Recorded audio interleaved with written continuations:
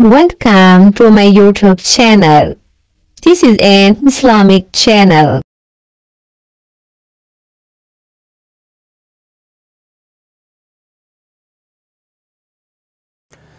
बिस्मिल्लाहिर्रहमानिर्रहीम। आप हज़रात को मालूम है कि सूरज गिरहन है और ख़बरें ये आ रही हैं कि 80% सूरज कल गिरहन होगा।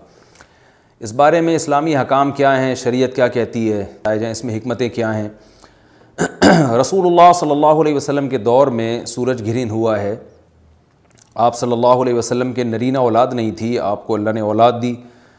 और आपके बेटे की मौत वाक़ हुई। ये एक बहुत बड़ा हादसा था उस वक्त, क्योंकि अरब में नरीना औलाद की बड़ी वैल्यू थी। आप सल्लल्लाहु अलैहि वसल्लम को अल्लाह ने बेटियां दी, बेटा नहीं दी, और बेटा दे के उठा लिया, तो एक बहुत बड़ा वाक़या था। और अल्लाह की कुदरत के उसी दिन सूरज भी गिरहन हो गया। तो अरब ये कहा करते थे, ज़माने जाहिलियत में ये बात मशहूर थी कि कोई बहुत बड़ा दुनिया में वाक़या होता है तो सूरज या चाँद गिरहन हो जाते हैं। इसी दिन सूरज भी गिरहन हुआ तो ये बात फैल गई कि मोहम्मद सल्लल्लाहु अलैहि वसल्लम सय्यदुल अंबिया रसूलुल्लाह सल्लल्लाहु अलैहि वसल्लम के बेटे की चूँकि मौत वाक़ हुई है, इसलिए सूरज गिरहन हुआ है। आप सल्लल्लाहु अलैहि वसल्लम ने इस बात की तरदीद फरमाई और आपने फरमाया, इन्न शम्स वल क़मरा आयतानी मिन आयातिल्लाह ला यनकसिफ़ानी बिमौति अहदिहिम, कि सूरज और चाँद अल्लाह की निशानियों में से एक निशानी है। ला यनकसिफ़ानी बिमौति अहदिहिम आयातिही, ना तो ये किसी की मौत की वजह से गिरहन होते हैं, ना किसी की ज़िंदगी की वजह से। बल युख़व्विफ़ुल्लाहु बिहिमा इबादहु, अल्लाह इनके ज़रिए अपने बंदों को डराते हैं। ये बुखारी मुस्लिम की हदीस है, अपने बंदों को खौफज़दा करते हैं। तो ये अल्लाह की निशानियाँ हैं और आप सल्लल्लाहु अलैहि वसल्लम ने इस मौके पर नमाज का हुक्म दिया, अल्लाह के सामने आजिज़ी और इनकिसारी का हुक्म दिया। देखिए यहाँ एक बहुत अहम पॉइंट की बात है उन लोगों के लिए जो इस्लाम के ख़िलाफ़ हैं, जो मोहम्मद सल्लल्लाहु अलैहि वसल्लम सरवर दो आलम सय्यदुल अंबिया सल्लल्लाहु अलैहि वसल्लम को सच्चा नबी नहीं मानते। उनके लिए इस हदीस में आप सल्लल्लाहु अलैहि वसल्लम की नबूवत की एक बहुत ज़बरदस्त दलील मौजूद है। एक वाक़या हुआ है आप सल्लल्लाहु अलैहि वसल्लम के बेटे की मौत का, और अरब ये वैसे ही कहा करते थे कोई बहुत बड़ा दिन होगा तो सूरज गिरहन होगा। तो कोई भी शख्स जो झूठा नबी हो, आप ख़ुद बताइए कि क्या वो ऐसे मौके पे इस वाक़े को अपने हक़ में कैश नहीं कराएगा, और वो ये कहेगा नहीं कि मैं तो पहले ही कहता था कि मैं बहुत बड़ी शख्सियत हूँ और मेरे बेटे की मौत होना, एक पैगंबर के बेटे की मौत होना है, तो यकीनन ये इस अल्लाह की तरफ से एक निशानियाँ है, ये निशानी है सूरज का गिरहन होना। ये बताने के लिए है कि वाकई ये बहुत बड़ा दिन है, और मैं यानी ये बहुत बड़ा दिन इस एतबार से कि एक नबी के बेटे की मौत वाक़ हुई है। लेकिन आप सल्लल्लाहु अलैहि वसल्लम ने ये सब नहीं किया और आपने बताया कि सूरज और चाँद के गिरहन होने का किसी की मौत या ज़िंदगी से कोई ताल्लुक़ नहीं। और आज साइंस ने भी साबित कर दिया है कि ये एक साइंटिफिक हकीकत है कि जब ज़मीन और सूरज के दरमियान चाँद आ जाए तो सूरज गिरहन हो जाता है, और जब चाँद और सूरज के दरमियान ज़मीन आ जाए और सूरज की रोशनी चाँद तक ना पहुँच रही हो तो चाँद गिरहन हो जाता है। तो ये एक इसमें इबरत की बात भी है उन लोगों के लिए जो आप सल्लल्लाहु अलैहि वसल्लम की नबूवत में शक करते हैं। अलबत्ता आप सल्लल्लाहु अलैहि वसल्लम ने इस मौके पर हमें हुक्म दिया कि अल्लाह से तज़र्रो और आजिज़ी और इनकिसारी की जाए, अपने गुनाहों की माफ़ी मांगी जाए, और नमाज आप सल्लल्लाहु अलैहि वसल्लम ने पढ़ी।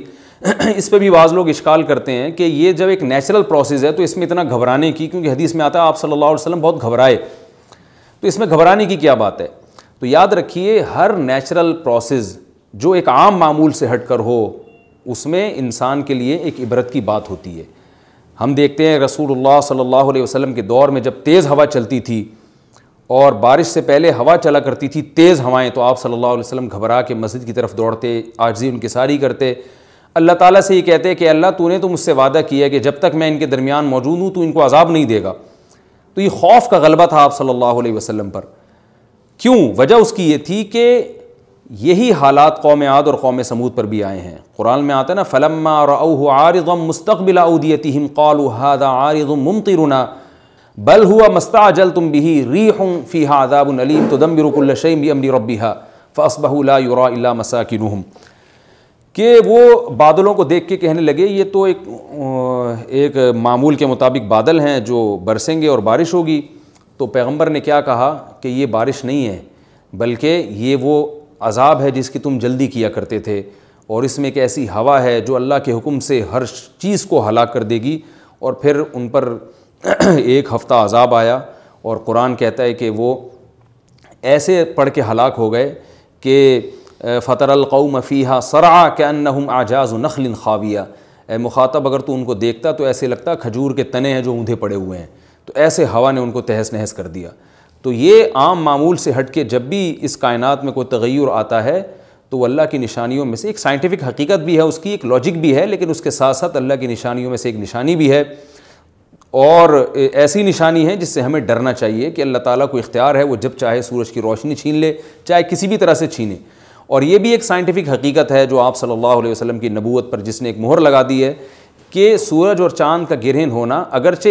اس کی ایک لاجک ہے کہ چاند سورج کے سامنے آ جائے تو سورج گرہن ہو جاتا ہے، لیکن اس بارے میں جو ہماری تحقیق ہے، جو سائنسدان کہتے ہیں کہ یہ وقت یعنی خطرے کا وقت ہوتا ہے، سورج سے ایسی خطرناک ریز نکلتی ہیں جو نقصان کا سبب بن سکتی ہیں، تبھی بعض حضرات سورج کی طرف دیکھنے سے بھی منع کرتے ہیں، اور یعنی نظام میں تھوڑی ایک عام نارمل روٹین سے ہٹ کے اس کائنات کا نظام چلتا ہے، تو اس لیے یہ اس کائنات کے لیے، زمین کے لیے ڈینجرس ہو سکتا ہے، اور جو گریوٹی اور جو کشش کا نظام ہے اس میں بھی خلل واقع ہوتا ہے۔ تو ایسا نہیں ہے کہ یہ بالکل ایک نارمل کنڈیشن ہوتی ہے اور اس کا کوئی نقصان ہی نہیں ہے، یہ بالکل غلط ہے، اس میں نقصان کا بہرحال خطرہ ہے، اور اس بات کا امکان موجود ہوتا ہے کہ قدرت انسانوں سے انتقام لے یا انسانوں کو نقصان پہنچائے۔ اور ویسے بھی جن کے دلوں میں اللہ کا خوف ہوتا ہے وہ تو ویسے ہی اللہ کے وَهُم مِّن خَشْيَتِهِ، قرآن مجید میں اللہ تعالیٰ کے ارشاد ہے کہ مشرکین بار بار یہ سوال پوچھتے تھے قیامت کب آئے گی کب آئے گی، اللہ فرماتے ہیں لیکن جو مومنین ہیں ان کو اس سے غرض نہیں ہے کہ کب آئے گی، والذین آمنوا مشفقون منہا، وہ تو قیامت سے گھبراتے ہیں کہ پتہ نہیں ابھی نہ آ جائے۔ تو جس کے دل میں اللہ کا خوف ہوتا ہے اس کے زندگی گزارنے کا طریقہ کچھ اور ہوتا ہے، وہ بات بات پہ اللہ سے ڈرتا ہے، اس کو اللہ سے ڈرنے کا بہانہ چاہیے، اس کو توبہ کا بہانہ چاہیے۔ تو اس بحث میں پڑھنا کہ یہ تو ایک لاجیکلی ایک سورج کی روشنی غائب ہو جائے گی، وہ ٹھیک ہے، یہ سائنسدانوں کا شعبہ ہے کہ کیوں غائب ہو رہی ہے، ماہرین فلکیات کا شعبہ ہے، لیکن اہل ایمان کا جو کام ہے اس موقع پر، ان کا جو وظیفہ ہے وہ یہ کہیں کہ اللہ کی نشانیوں میں سے ایک نشانی ہے، اللہ اپنی قدرت دنیا میں دکھاتا ہے کہ میں یہ بھی کر سکتا ہوں چاہے کسی بھی طریقے سے کروں، تو ہمیں اس موقع پر بہرحال اللہ کے سامنے جھکنا چاہیے، اپنے گناہوں سے معافی مانگنی چاہیے، اور وہی عمل کرنا چاہیے جو رسول اللہ صلی اللہ علیہ وسلم نے ہمیں بتایا ہے۔ اور اس بارے میں جو توہمات پھیلے ہوئے ہیں اس سے بھی ہمیں اجتناب کرنا چاہیے، جیسے نبی صلی اللہ علیہ وسلم نے عربوں کے وہم کو دور کیا ہے، بھائی اس کا کسی کی موت اور زندگی سے کوئی تعلق نہیں ہے، تو اسی طرح آج کل لوگوں میں ایک سورج اور چاند گرہن ہونے کے بارے میں وہم بھی بہت ہے کہ پتہ نہیں کیا ہو جائے گا، حاملہ عورتیں نہ نکلیں، فلانا نہ کرے اور فلانا خربوزہ نہ کھائے، اس موقع پر کسی نے تربوز کھا لیا تو یہ ہو جائے گا، الٹی باتیں پتہ نہیں کیا کیا مشہور ہیں، یہ خربوزے تربوز کی تو میں ویسے ہی مثال دے رہا ہوں۔ تو کوئی بھی چیز جب کہنی ہو تو پوری طرح سے اس کی ریسرچ کریں، مجھے نہیں پتا حاملہ عورت کو فائدہ ہوتا ہے نقصان ہوتا ہے سورج گرہن ہونے سے، لیکن اگر نقصان بھی ہوتا ہے تو اس کی کوئی مستند دلیل ہونی چاہیے آپ کے پاس، ایسے ہی سنی باتیں آگے نقل نہ کریں۔ تو بہرحال ہمیں جو کرنے کا کام ہے جو رسول اللہ صلی اللہ علیہ وسلم نے بتایا ہے وہ کام بخاری اور مسلم کی حدیث کے مطابق نماز ہے، انفرادی بھی ہے، جماعت سے بھی ہے، مستحب یہ ہے کہ جماعت سے نماز پڑھی جائے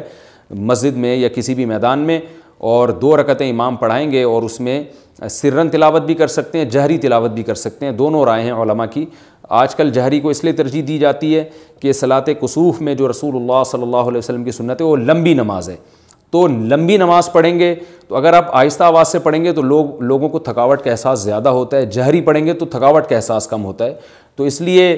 دونوں قولوں پہ فتویٰ دیا جاتا ہے، وہ ایک قول راجح ہے اور ایک میں آسانی ہے، تو آسانی اس قول میں ہے کہ جہری تلاوت کی جائے، اس میں لوگوں کو نماز میں کھڑا رہنا آسان ہوتا ہے،